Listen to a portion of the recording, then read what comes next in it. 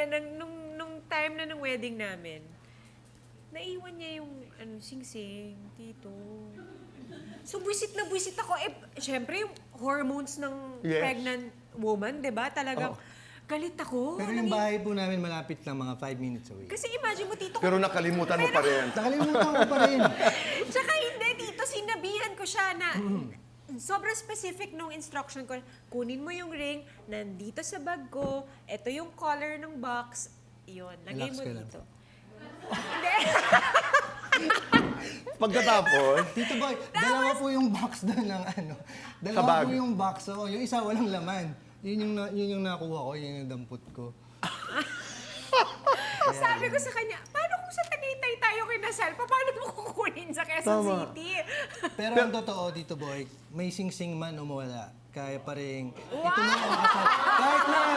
Kahit na alambre lang yan. Kahit na alambre pa lang yan, na mapulot mo kung saan, simbolo lang yun ng pagmamahal na bibigay mo sa akin. Dennis, nakalimutan mo pa rin.